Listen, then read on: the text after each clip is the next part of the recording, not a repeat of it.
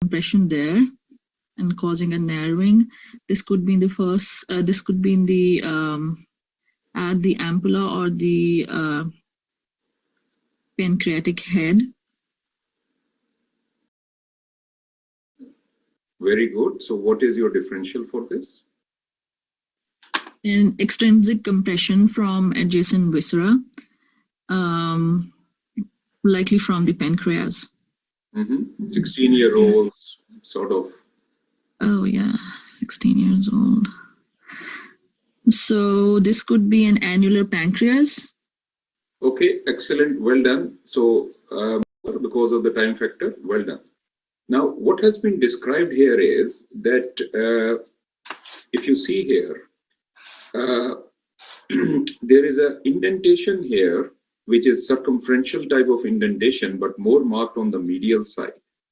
On the second part of duodenum, with that the mucosal folds are normal.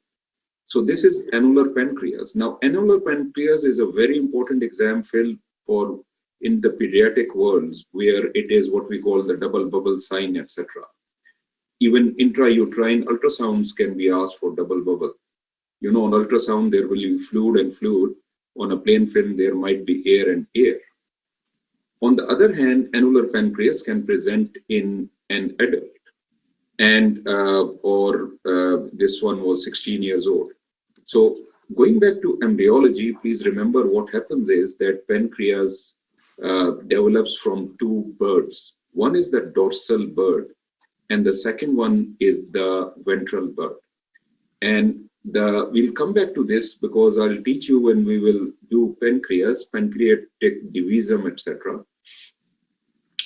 But this thing actually shifts on this side, as in the medial side.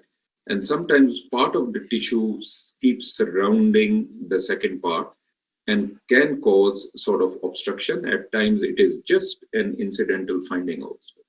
So well done. Okay, because of time factor, some of the films I will ask you, sort of leading questions. What do you think is happening here? This is, what kind of examination is this, number one? This is a contrast study of the, double contrast study of the upper GI. And what is this? This is the duodenum. Okay, so this is a contrast study, the spot film of duodenum. And what is happening here? There is pooling of contrast in the second part of the duodenum. Oh, sorry, the first part of the duodenum. And I can see some outpouching also superiorly, which is contrast filled. So what is your conclusion for this? This is a large ulcer formation which is protruding out. Okay, so good thought. Having said that, if you see this is the lumen, the contrast goes out and is sitting here. So there is a sort of a narrow connection between this and this. So your thinking is absolutely fine, but what else can it be? It can be a duodenal diverticulum as well. Is this a site of duodenal diverticulum? No. No. No. What else?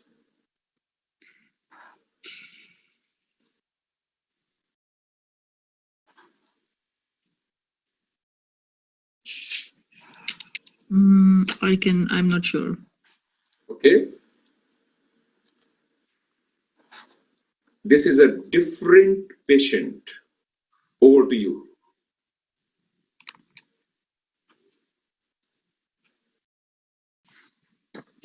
What kind of examination has been done? This seems to be a single contrast study of the upper GI. And I can see some contrast outside the GI in the right upper quadrant. That linear, the linear lucence is there, yeah. Okay, so what is your conclusion?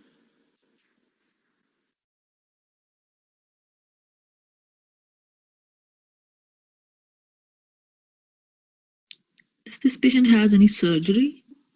No. Then I'm not sure. I cannot think of. Okay. In which posture has this film been taken? This is upright. Okay. Coming back, actually, we are seeing similar examples. This is a different patient. This was a double contrast study, spot films of the duodenum. There is a fistula.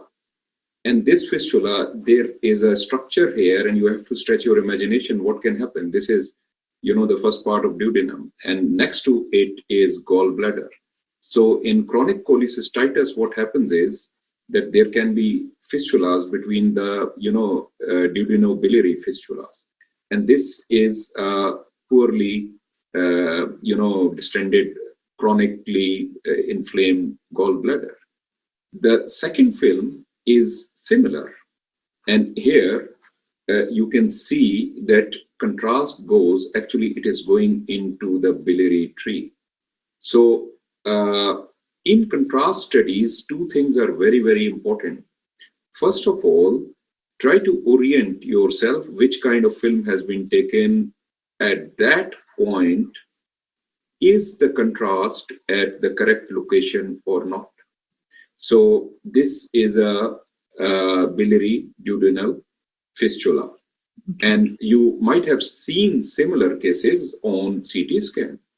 But because I know that the current generation don't see bariums.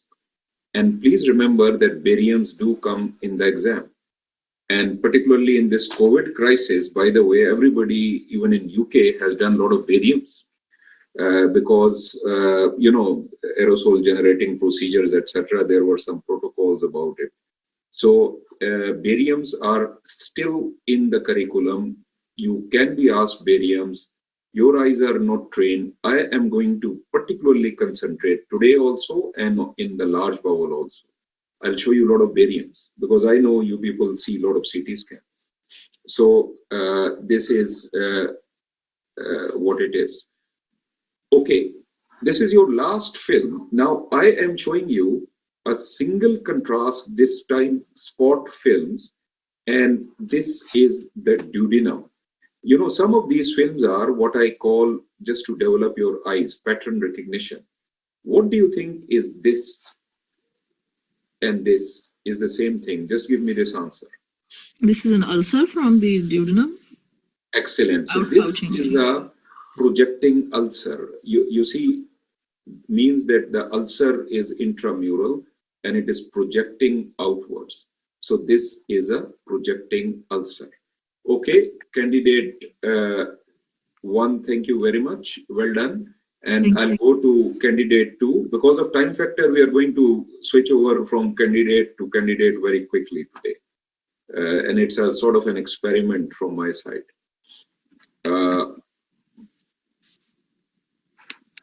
Are you with us, candidate two? Yes.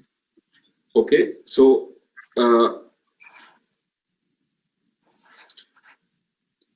what do you think is this?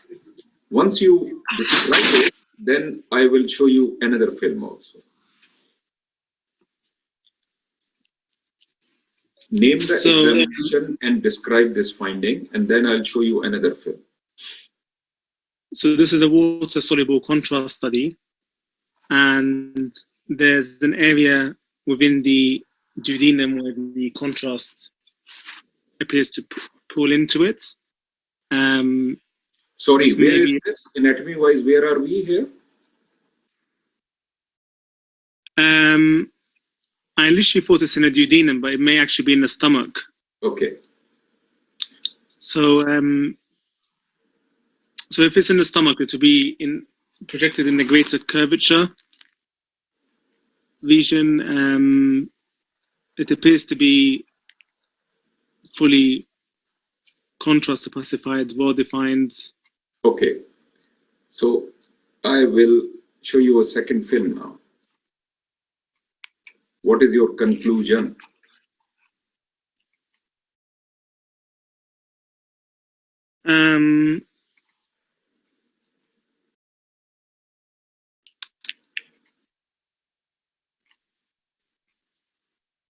Is it something that's causing a filling defect within the stomach? Okay. It appears to be well defined, well circumscribed. It may be a lesion within these.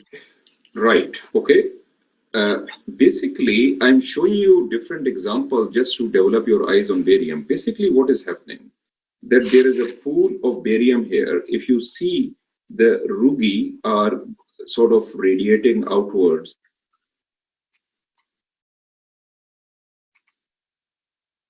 Okay. Could it be an ulceration, a benign sort of ulcer within the stomach? Rugae are a pool of barium. When I show you, excellent. So this is a giant projecting ulcer.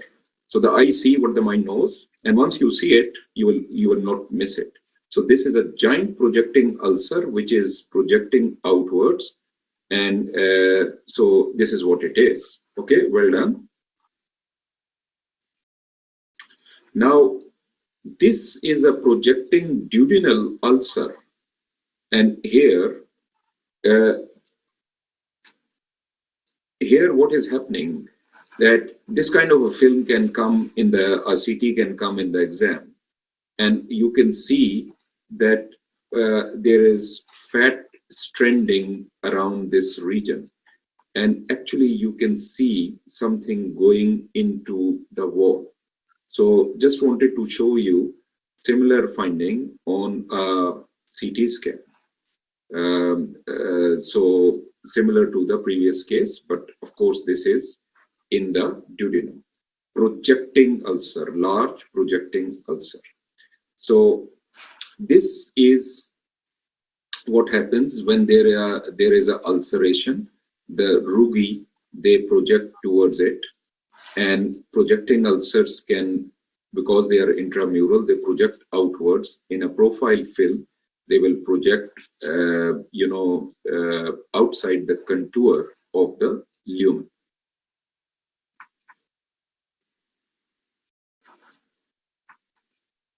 Over to you, please. So these are select portovenous phase imaging of the upper abdomen. The stomach or distal stomach and pylorus appears to be diffusely thickened, and transmural thickening of the distal stomach with some nodularity in the proximal aspect of the stomach. On the lower images, I can see some fat stranding around the stomach. I cannot see any.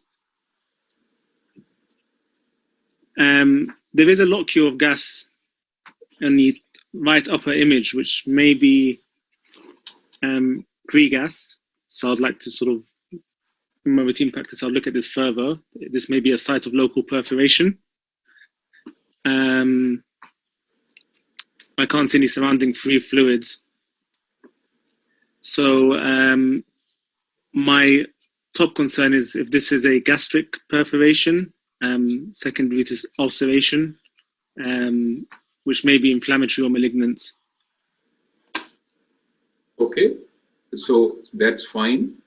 What do you think, how will you describe this? This is the antrum and the pyloric canal. How will you describe this thickening? So it's quite irregular. There appears to be some mucosal irregularity.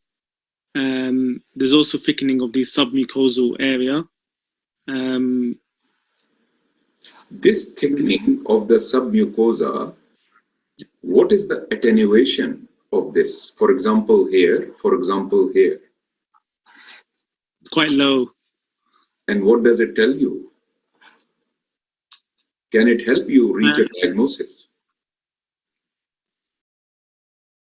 So it could, so low attenuation could imply that it's sort of fatty in nature, or ischemic. Okay, I'll come back to this point.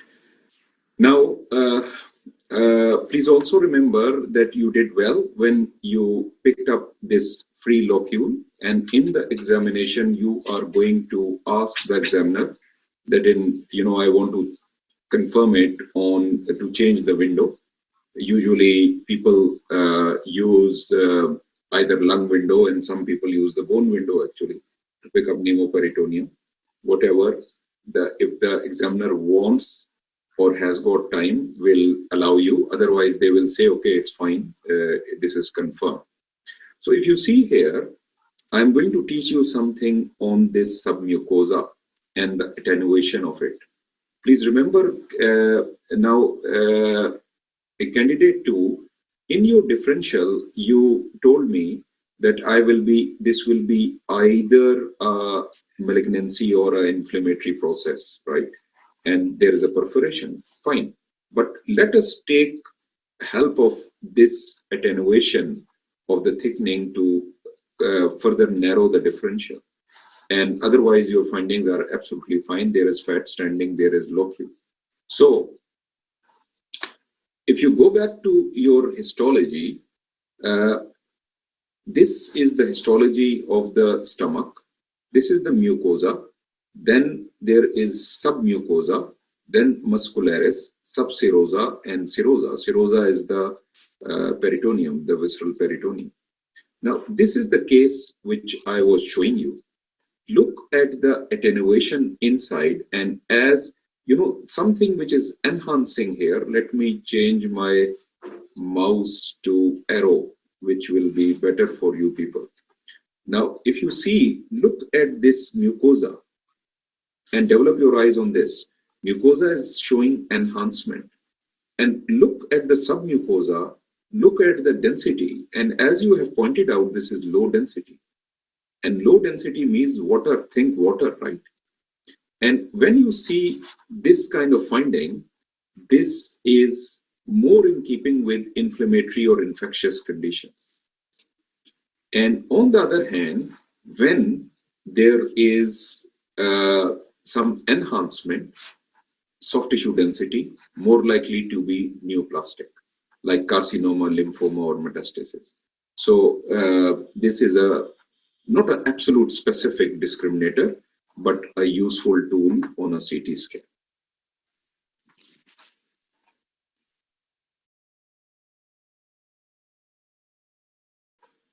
So this is another example just to make the same point, that this is a ulcer which has perforated because there are locules here. And again, in the submucosa, you can see low density.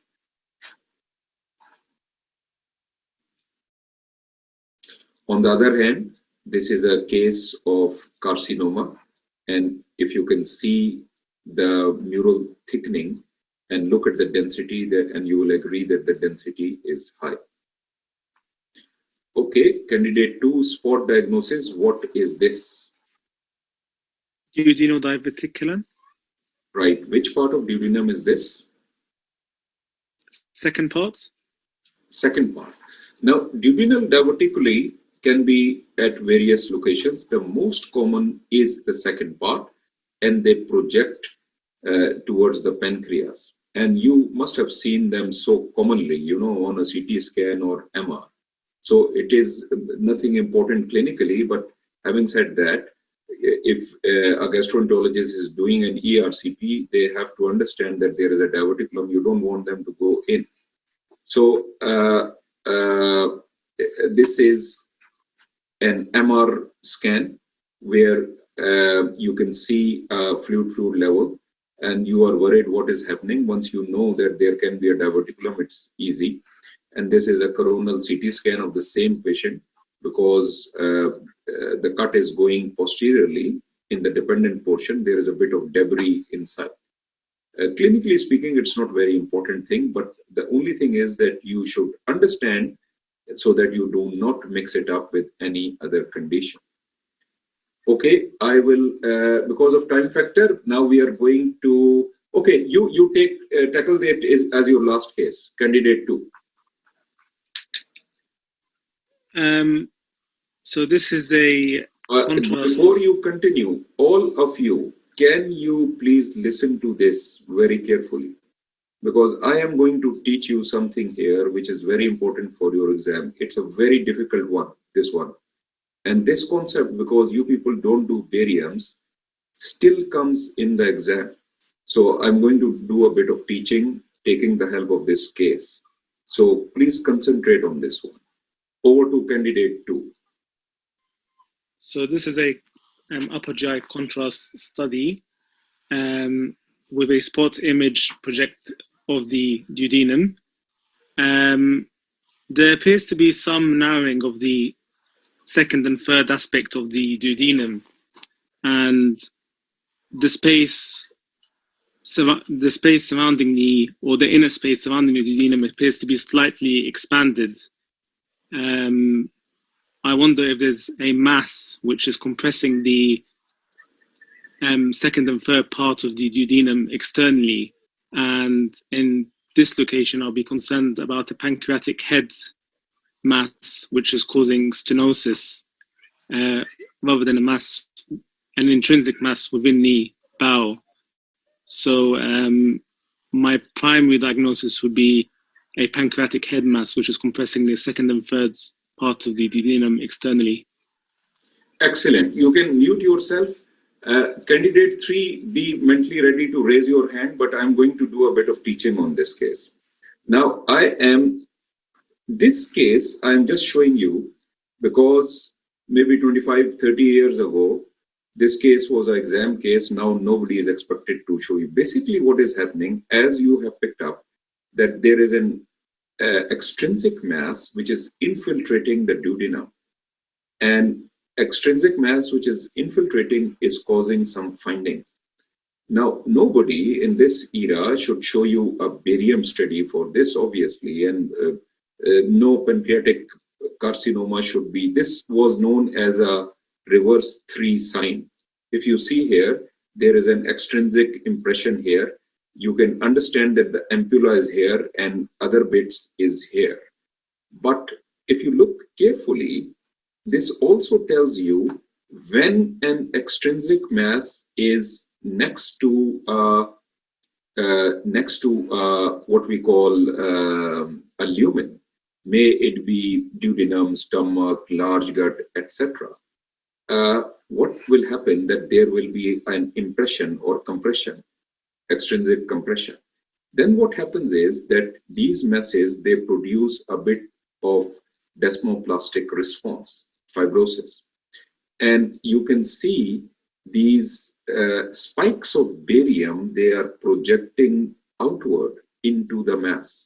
So this is quite, sometimes you might even see that the mucosa here might be fixed.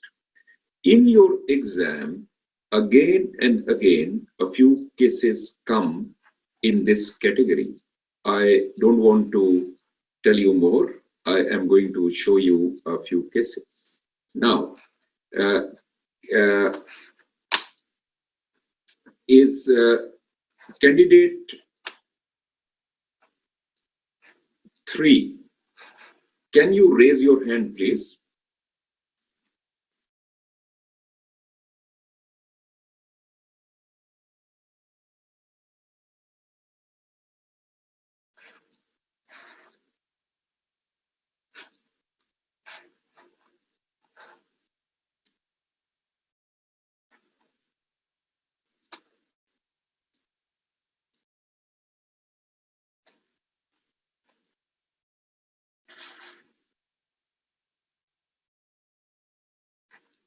I think there is a technical issue there. So I will go to candidate 4, please. Please raise your hand, candidate 4.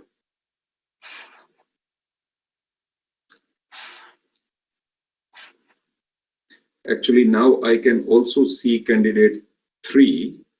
Candidate 3, yeah, I am with candidate 3 now. So candidate 4, please wait. Yeah, I'm here.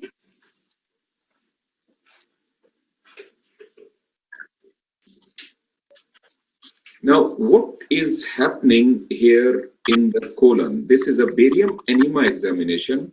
What is happening? How will you describe this? This is a double contrast study of the enema of the colon, showing irregular mucosal thickening with a loss of normal mucosal pattern and luminal narrowing of the transverse and and I could spot there are few ulcers in the colon, in the descending colon, mostly representing in the form of retained contrast. So I'd be worried about neoplastic process. Mostly could be secondary to inflammatory bowel disease due to the presence of those ulcers. And I'll take the case further, I'll do CT for better assessment. Okay. If you see here, this is a case of candidate 3. I'm going to mute you. There's a bit of disturbance coming, so I'm muting you. Now, if you see there is a barium enema film. On this barium enema, there are multiple diverticuli. That was not the point of discussion. Now, if you see here, this is the transverse colon. On this transverse colon, there is an extraneous compression or impression. So something is sitting outside. And if you look carefully, there are some spikes of barium which are going outside. So something is sitting here. Now, if you look carefully, there is something here. And I am again with candidate 3. Yes. What do you think is this? What do you think is this? This is linitis plastica in the stomach shadow. Okay. So now, if you see here, this is a barium meal examination or follow-through examination of the same film, same case, where now you understand what is happening. There is loss of distensibility of this stomach, which is classical for linitis plastica. But the teaching point here or learning point is that how it has caused external or extraneous indentation of the transverse colon. Now, with these two examples, I am now showing you a case which has come in the exam many a times, and even now is a sort of an exam case for you. Can you tackle it, candidate 3? This is a double contrast barium enema. I can spot that there is extrinsic compression of the sigmoid colon with mural irregularities. I could see surgical clips. There is narrowing of the colon as well with so I think that might be, if this is a female, I would think of endometriosis as the cause of surgery. 71-year-old? Yeah.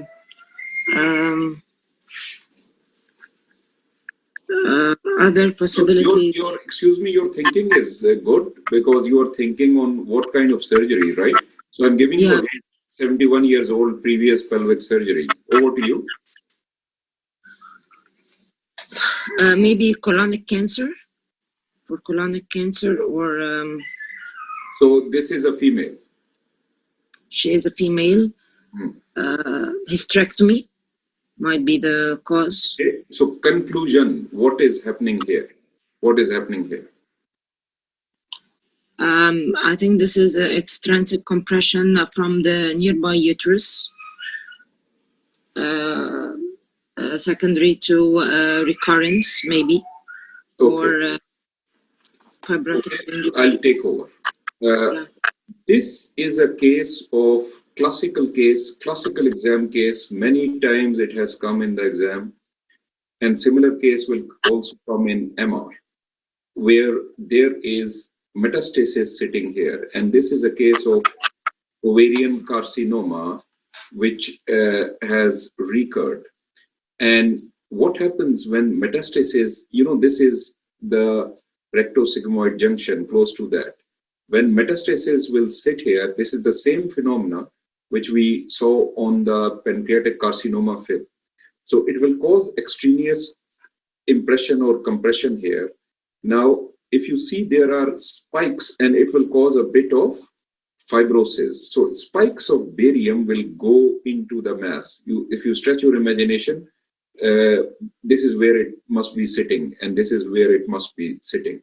If you see the mucosal folds, they are abnormal and they become actually fixed. And there is a sign in old radiology which we call striped colon sign. So these mucosal folds, they become fixed there.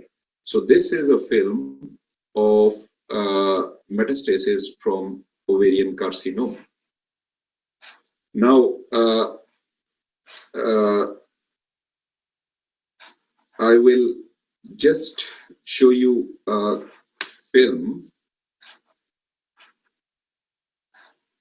to tell you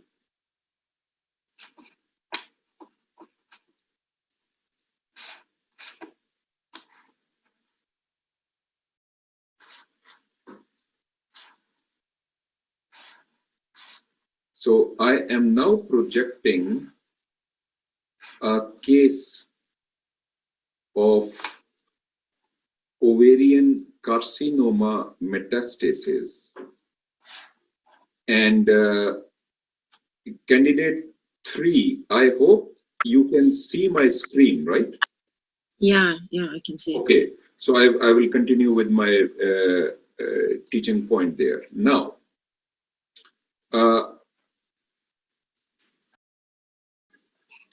if you see here, this is the rectum. Now, this is the rectosigmoid. And you can see this intermediate signal intensity. Now, remember this word, intermediate signal intensity. Usually, this is, malignancies will have this signal intensity. And this thing is sitting on the sigmoid colon. And here you are. All of this is metastasis, actually. Let me show you a sagittal which will make everything clear. This is the rectum. And you can see that this is the rectosigmoid. And this is a classical image for you, where you can see that there is a mass here sitting here. It is intermediate in signal intensity. If you look carefully, look at the lumen inside and look at this wall. This wall is different as compared to the other wall. And you can understand that this metastasis has actually gone inside. So this is how it will produce. Look at this metastasis and look at this lumen and how it is adherent and how it will produce fibrosis, etc. And on this coronal also, similar finding can be seen here. So I'll come out of this.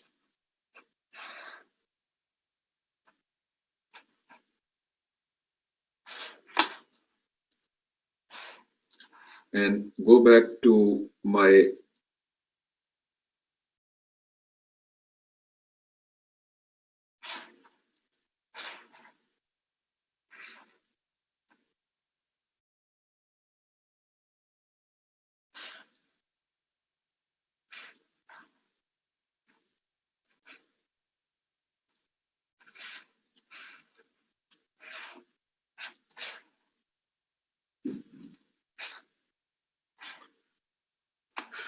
okay, candidate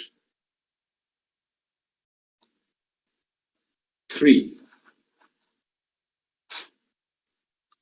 Yes, doctor.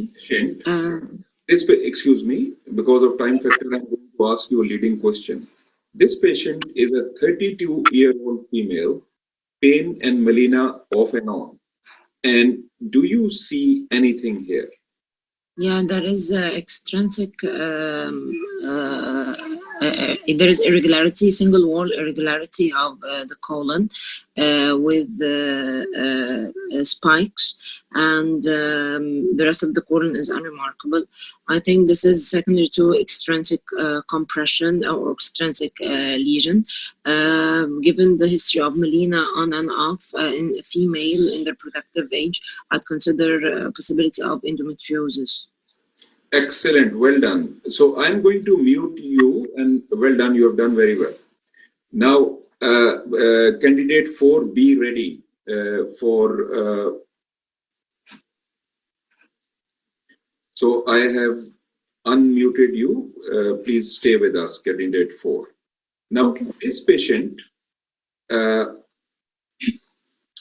you know, endometriosis is an exam case. They can show you endometriosis on a barium, and there are various sites where it will adhere. Rectosigmoid is one of the classical sites, and just like what we have learned previously. On the other hand, it can be ileocecal also. So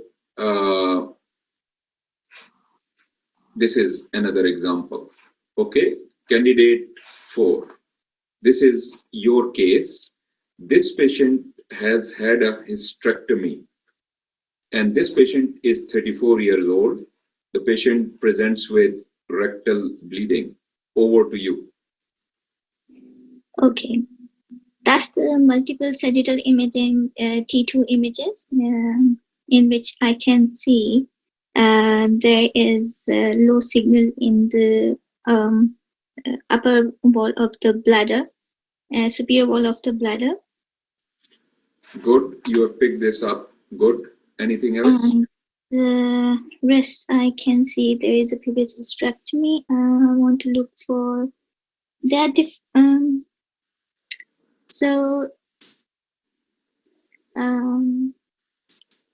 And I can see there is a narrowing of the rectum as well.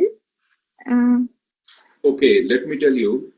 Let me ask you. This is the rectum. Yes. So, and then we are coming to the rectosigmoid. What is this? That could be a deposit or Which kind of deposit? Metastasis. Look at the signal of this. The slow signal from T2. So it. That's the 34 female. So it could be endometriotic deposit. Excellent. You see, this is a classical exam film. What happens in endometriosis that this is hemosiderin, and hemosiderin is low in signal intensity on T2 weighted sequence. The deposits can be at the rectosigmoid. In this case, the deposits are on the serosal surface of the bladder also. And you can well imagine that this patient, she can have hematuria, particularly at the time of menstruation. She can have also melena. Key point to remember is that hemosiderin is low in signal intensity on T2. When we will do gynae MRs, you know, endometriosis, endometriomas, all of these are exam cases. And there is a hysterectomy. So the patient might have had adenomyosis, and because of that, there is a hysterectomy. So it becomes a sort of a story film. Now, this case, if you look carefully on a barium examination, again, there was a bit of indentation. And final point is, signal intensity wise, remember these terms. You know, low signal on a T2 is like this low signal, and this is hemosiderin. Intermediate signal is this one is ovarian carcinoma. You know, usually malignancies will be intermediate signal. CA cervix, for example, will have a similar signal. So you have to develop your eyes on this signal and this signal. Okay, candidate 4. I'll ask you leading question. Yes. look at the stomach, and are you happy? Everything is normal. No. I think so. It's a intramural thickening. Okay, you are worried about this thickening. That is fine. My question is now thickening on a CT scan becomes a controversial subject because how much is the distension, etc. But your answer is fine. But I'm not interested there. Can you tell me what is happening here? What is happening here? What is happening here? What is happening here? What is happening here? Okay, so I think so. It's a pyloric narrowing. Is this the pylorus? You see, this is the adrenal gland here. You see this thing? Yes. What is next to the adrenal gland here? Antrum. So what is happening here? I think so. And if I can see there is a air bubble in it, so Very good, very good. the fistula, any perforation of fistula? No. Formation. Okay, okay. That's fine. I'll take over. You know the eye see what the mind knows. The Yes. same thing. If I show you a bit of a close up, you can see something is happening here. And then there is a bit of fluid, there is a bubble as you have pointed out, and then this is adrenal. Okay, let me ask you a question. What will you do to confirm the diagnosis? You don't know the diagnosis, but what comes to your mind? You are doing a MRI or endoscopic ultrasound. Oh no. something more simple. Positioning or barium. Barium. So this is a barium examination, and what is your diagnosis? So that's the ulcer. Something Diverticular. diverticular. Fine. Okay, well done. So diverticuli of the stomach. Please remember, most common diverticuli are from the fundus.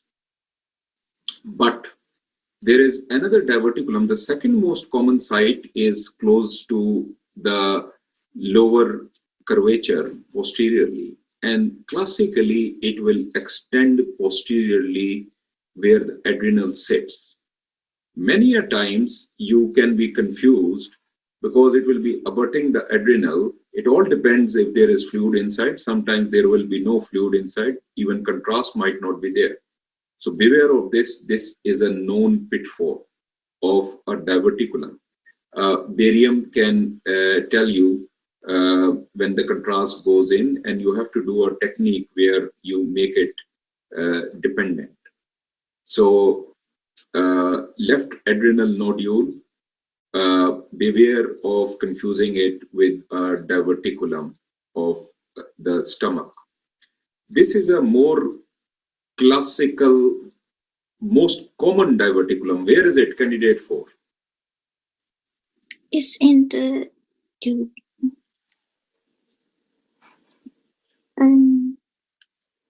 First of all, tell me that what kind of a film is this? This is a barium meal examination. That's the barium meal examination. So what is the position of this patient when this film was taken? I think so. Prone. That's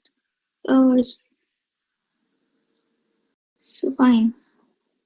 Or no. So when there is air in the fundus, means then it's erected. Sorry. Okay, erect position.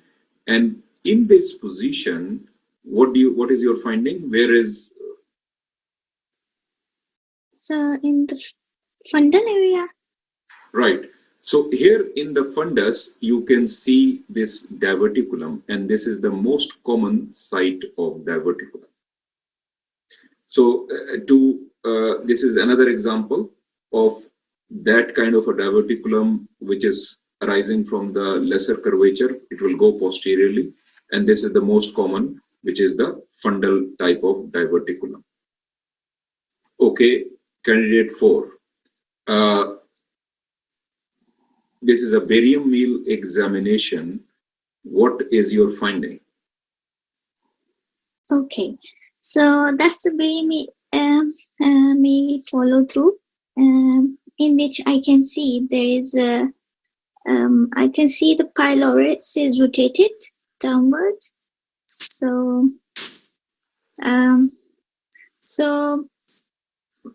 I will correlate with the history and with the, and I can see also there is a narrowing of the second part of the duodenum as well. I'm not at all worried about this. This is simply not distended in this film. What is happening here? That's the pooling of the contrast in the stomach. Is it normal? Is the shape normal? What is happening? The shape is not normal. I will correlate with the history of acute presentation. Then it could be an organoaxial gastric volvulus. So why do you say if it will correlate with an acute history? It can be an incidental finding. Okay, I'll take over. Basically, your diagnosis is correct. But having said that, now I am showing you volvulus of the stomach, which again is an exam case. But please remember the concept. There are two types of volvulus. One is known as organoaxial and the second one is known as mesenteroaxial. The organoaxial is much more common than mesenteroaxial. But both of them can present usually asymptomatic. So this is usually seen incidentally. And this is very important to remember. And if the volvulus is more than 180 degrees, then the patient will present with obstruction. Similarly, mesenteroaxial can also present at times incidental, but more commonly it can present with obstruction. And mesenteroaxial is more common in children. Both of these volvulus can be associated with or without hiatus hernia. So in organoaxial, the stomach twists. If this is the long axis, then the main take-home point is that it twists around the long axis. And the take-home point is that the greater curvature sits upwards. So if you see this case, this is the greater curvature. So greater curvature is superior and the lesser curvature becomes inferior. This is the classical configuration.